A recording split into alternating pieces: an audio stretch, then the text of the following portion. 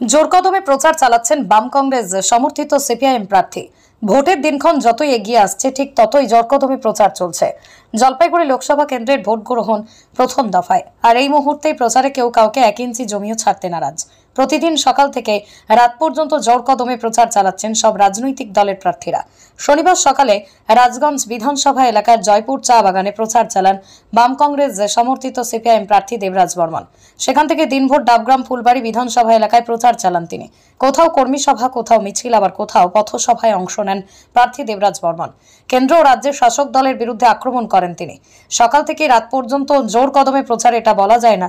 এক প্রকার 1 ইঞ্চিও জমি ছাড়তে নারাজ বাম কংগ্রেস সমর্থিত সিপিআইএম প্রার্থী দেবরাজ বর্মন।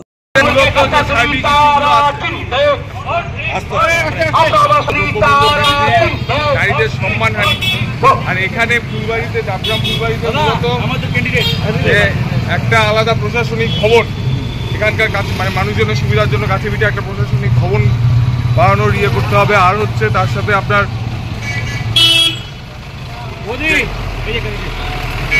এখানকার মানুষকে কোনো কোর্ট কাছারির জন্য একেবারে জলপাইগুড়ি যেতে হয়, শুধু জলপাইগুড়িতে 1 ঘন্টা 2 ঘন্টা মানে সারাদিন চলে যাবে। সেজন্য এখানে একটা আলাদা কোর্টের যদি ব্যবস্থা করা যায়। আর তৃতীয়ত এই যে ইস্টার্ন হাইওয়ে দেখছেন, এখানে হচ্ছে সন্ধ্যাবেলা হতেই যে অন্ধকার নেমে আসে এবং লাইটের ব্যবস্থা নেই, সেজন্য হচ্ছে প্রতিনিয়ত মাঝে মাঝেই আমরা দেখছি দুর্ঘটনা হচ্ছে। সেজন্য এখানে একটি লাইটের মানে একটু আলোর ব্যবস্থা করতে হবে রাস্তায়। মূল সমস্যা কি? মূল সমস্যা এখানকার যে বস্তিবাসী যারা আছে তাদের যে জমির পাট্টা, বহুদিন ধরে যে তৃণমূল সরকার এদের জমির পাট্টা দেওয়ার নামে যে ভাগাভাগি করছে, সেই তাদেরকে হচ্ছে খুব তাড়াতাড়ি জমির পাট্টাটা দিতে হবে। সমস্যা বেকারত্ব, আপনার মূল্যবৃদ্ধি, সেই সমস্যাগুলো তো আছেই দেশের। এখানকার পশ্চিমবঙ্গের অন্যান্য গ্রামের মতো এখানেও যে বেশিরভাগ কম বয়সী ছেলেমেয়েরা কাজের জন্য তাদের নিজের জেলায়, নিজের শহরে কাজ না পেয়ে তাদেরকে বাইরে চলে যেতে হচ্ছে এবং গ্রামকে গ্রাম, শহরকে শহর পুরুষ শূন্য হয়ে যাচ্ছে জাস্ট একটা কাজ নেই বলে। 100 দিনের কাজ বন্ধ, এই ব্যাপারগুলো ইস্যুর মধ্যে আছে। আমরা সবার প্রথমে সকালবেলা প্রায় 6টার দিকে, 6টা সোয়া 6টার মধ্যে আমরা জয়পুর চা বাগানে পৌঁছে যাই এবং সেখানে গিয়ে আমরা শ্রমিকদের সাথে কথা বলি, তাদের যে নিত্য নৈমিত্তিক জীবনের যে সুবিধা অসুবিধা সেগুলো সম্বন্ধে জানতে পারি। আসে ওই একই অসুবিধা, যে জমির পাট্টা এবং ন্যূনতম মজুরির যে সমস্যাটা তাদের সেই এখানেও আছে অন্যান্য চা বাগানের মতো। এবং তার সঙ্গে আরেকটা জিনিস উঠে আসলো যে তাদের দীর্ঘ 2 মাস বা 3 মাসের মতো বকেয়া মানে মজুরি বকেয়া পড়ে আছে। তো আমাদের দাবি হচ্ছে তাদের যত তাড়াতাড়ি সম্ভব এই মজুরিটা তাদের মেটাতে হবে। এবং আরেকটা ব্যাপার উঠে আসলো যে সেখানে তাদের যে স্বাস্থ্যকেন্দ্র বলতে পারেন মালিক পক্ষের তরফ থেকে তার জন্য করে দেওয়া হয়েছে। প্রায় 700-750 শ্রমিক ওখানে বসবাস করে, কিন্তু আমরা কি জানতে পারলাম যে সেখানে যে কোনো স্থায়ী চিকিৎসক নেই, বলতে গেলে চিকিৎসকই নেই। স্বাস্থ্যকেন্দ্র আছে কিন্তু চিকিৎসক নেই।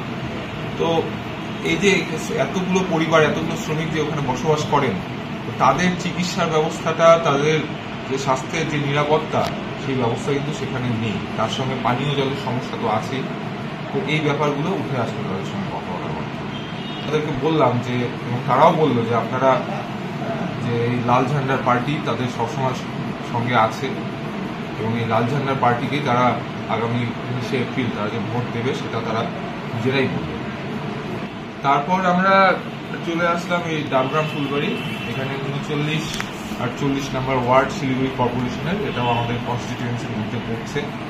14টা ওয়ার্ড পড়ে, তার মধ্যে এই 39 আর 40 নম্বর ওয়ার্ডের আমরা পথ পরিক্রমা বলতে পারেন, প্রার্থী পরিচিত বলতে পারেন, প্রত্যেকটা রাস্তা ঘোরা হলো এবং দোকানে ব্যবসায়ীদের সাথে, এখানকার যে যারা ক্রেতা বন্ধুরা তাদের সাথে এবং তাদের যে বাসিন্দা এই অঞ্চলে তাদের সাথে মত বিনিময় করা হলো এবং তাদের সাথে যে পরিচয়টা, সেই পরিচয় পর্ব এখানে সম্পন্ন করা হলো। এখানে জনগণের উদ্দেশ্যে বার্তা বলতে, এখানে জনগণ আমরা যেটা নিয়ে বলছি যে আমাদের মূলত হচ্ছে ইস্যু ভিত্তিক আমাদের লড়াই। তো এই ক্ষেত্রে এখানেও ওই একই ব্যাপার যে কর্মসংস্থান নেই, শিক্ষিত সমাজ মানে একটা সমাজের একটা অংশ শিক্ষিত হয়ে বেকার হয়ে বসে আছে, জিনিসপত্রের দাম বাড়ছে, ওষুধের দাম বাড়ছে, এই ব্যাপারগুলো মানুষের মধ্যে থেকে উঠে আসছে এবং তাদের কাছে আমরা যখন ইলেকটোরাল বন্ডের কথাটা গিয়ে বলছি তারাও বলছে যে এরকম ওষুধের দাম বাড়ার পিছনে এই বিজেপি সরকারি ইলেকট্রাল বন্ড আর হচ্ছে তৃণমূল সরকার যে লটারি সংস্থাগুলোর কাছ থেকে ইলেকট্রাল বন্ডের নামে যে প্রচুর পরিমাণ ঘুষ খেয়েছে, এবং এই যে এখন যে পশ্চিমবঙ্গে বেসরকারি লটারি বাড়ন্ত, এইটা কিন্তু এই যে ইলেকট্রাল বন্ডের যে ব্যাপারটা সুপ্রিম কোর্টের রায়ের পরে বেরিয়ে আসলো, এখান থেকে উঠে যাচ্ছে ব্যাপারটা। মানুষের কাছে এখন ব্যাপারটা আস্তে আস্তে পরিষ্কার হচ্ছে কেন ওষুধের দাম বাড়ছে আর কেনই বা বিদ্যুতের দাম বাড়ছে। যে এখানে আরেকটা ইস্যু উঠে আসলো, আর কয়েকটা ইস্যু যেটা এখানকার দীর্ঘকাল এলাকার বাসিন্দাদের একটা দীর্ঘকালের দাবি, একটা দীর্ঘকালের চাওয়া, সেটা হচ্ছে এখানকার যে বস্তিবাসী তাদের জমির পাট্টা।